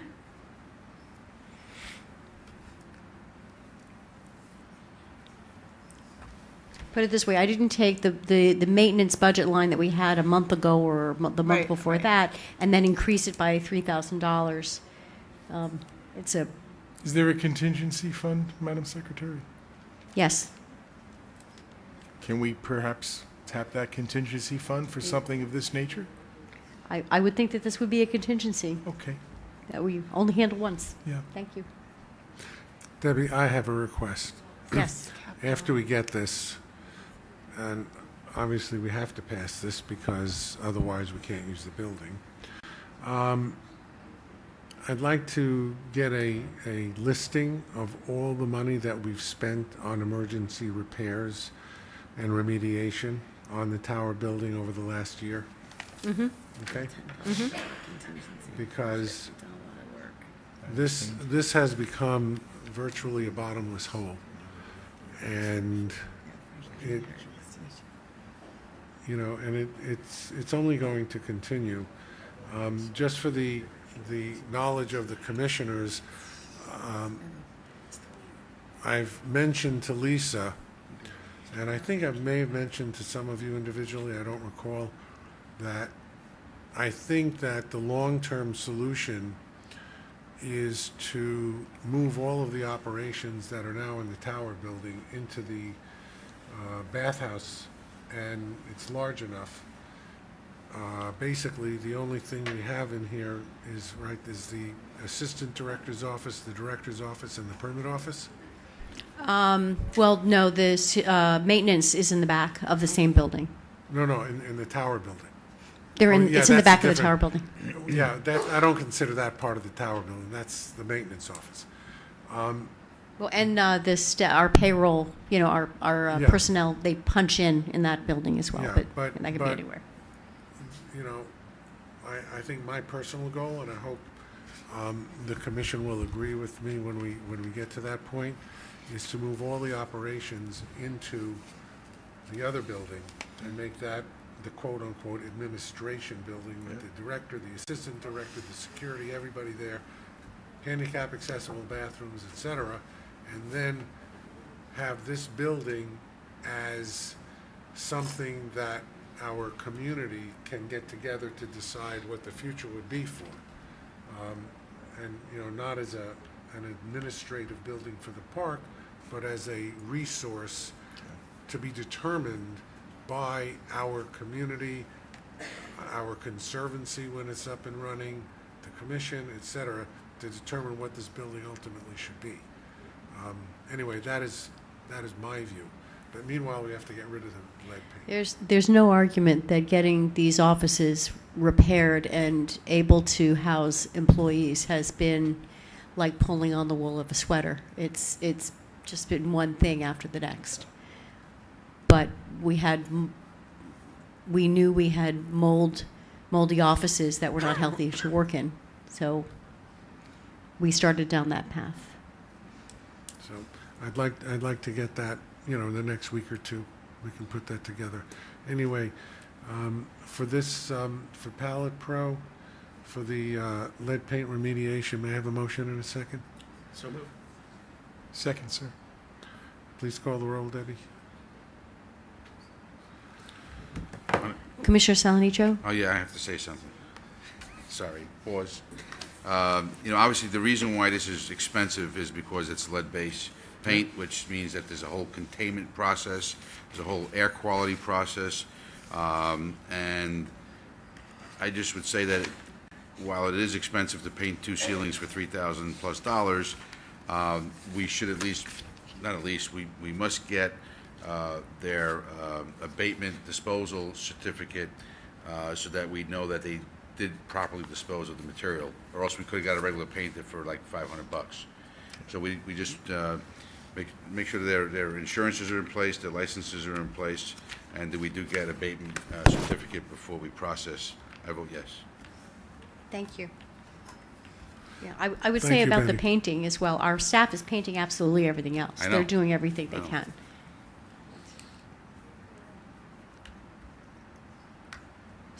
Commissioner Salnitro, your Yes. vote? I voted yes. Commissioner Rosenberg? Yes. Commissioner Hurd? Yes. Commissioner Cohen, pardon me? Yes.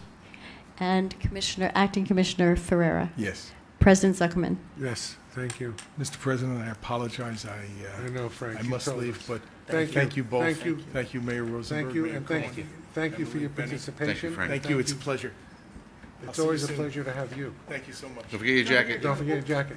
You may need it. Exactly. I think I will. I think it's sunny out now. We can have a good hope. Okay, we're up to the budget. Does anybody want to talk about the budget? Does anybody want to pass on the budget? Does anybody? I think that that's a longer conversation, and just Yeah. given the time, I don't think that it's critical that we pass the budget this evening, Debbie. We're I've been operating. running the park without it, just as if it were existed, because we've been following along. So, Do we need to pass like fees? you already did. We did. did the that, fees okay. already. You passed fees. And in executive session, you agreed on the salaries. So those things haven't really changed. I would love more of a discussion on the capital part of the budget because so we put the lead paint remediation in maybe contingency, which is a $10,000 line item, which now we're, based on this one resolution, we've had several since the beginning of the year, we're at least, 33 something $100 shorter than we were at the beginning of the year. But for example, the potentially $21,000 plus that we just spent on Lisa Easton for the grant applications, then the potentially reimbursable services for Beth Evans, the Label Consulting, I'm guessing that's a capital expense. We're approving all these capital expenses. Label, I put that in under In professional fees. So that's in the operating budget. Okay, That's in the professional fees line. okay. I know that you go over these budgets really carefully, and I think it might really be beneficial for all of us if you listed all of your questions, and then we can deal with it in open session. None of this is executive session material. It's a budget. So I think what we're going to try to do next time is not have as full an agenda with a lot of things on it. We started this meeting's already 2 hours old, and luckily I don't have a Rye Town Council meeting tonight. We put that on for Thursday, so we're not being pressured. But I think that you always ask really good questions, and I think that in order to have an opportunity to look at it, maybe you can just, list some of them in advance so that we can really dig into it. And I think that one of the things you raised, and it's something that actually I texted Josh a while ago on, we really have to talk about the capital budget and how that's set up and what we want to do. And not just for the major items, but we also have to talk about the less, I don't want to say less important, but things like dump trucks and golf carts and things like that, equipment for the lifeguards, that we have to do every year. This year, we don't have one item that's usually in our capital budget, which is buying sand for the beach. Right, I We saw didn't that. buy, that's, what did we spend last year, 13,000 or something like that? 15,000? I don't want to guess. It was a But in lot. that- It was yeah, a it was a lot. lot of And money. then spreading it around was more. So we're actually spending a lot less on smoothing the beach this year as a Right. result of that. So at least we saved, Yeah. some, money. But next year, we might need to do it again, so. Right, I appreciate that, and I can't help but feel a little bit like a 5-year-old in school based on your request, but I No, don't feel comfortable. apologize. No, I apologize if Okay, I don't feel comfortable passing one more resolution to approve another consultant for anything until we have a capital budget that we've approved. All right, Because that's- we're spending money out of school with no budget passed, and I think that it's dangerous and it is unwieldy, and the city of Rye pays a big share of those capital costs, and I want to make sure that we're being responsible, so. There's no question, and the town of Rye pays a big share of the capital costs also. And I completely agree with you. It has to be analyzed very, very carefully. And I apologize if you thought that I insulted you when you It's mentioned fine. What we should- 5-year-old. What I'm suggesting is that I think it's really helpful, because your questions are very good questions, to not do it at the, while we're doing it at the, I'd rather have a budget work session, to Then tell you maybe the we should truth. have that. If you're gonna do it that way. But I don't wanna call a special meeting for that. So I'd like to spend a considerable amount of time at the next meeting going over the entire budget, and not have too many other items on the agenda, so that we can spend sufficient time on it. And if anybody, and I don't mean just one person, but if anybody has questions on the budget, ask them in an email in advance so that we can research the answers and have that. Gary, I would suggest that the agenda was too packed tonight, even if we had started on time. I know, Okay, it was. this is a park. We don't need such long agendas.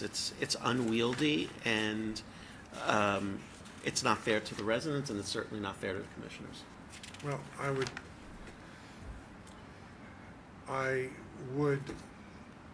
ask in the future, then, which items should be eliminated from the budget, from the agenda. I would say, listen, and I think If I may, I'm sorry.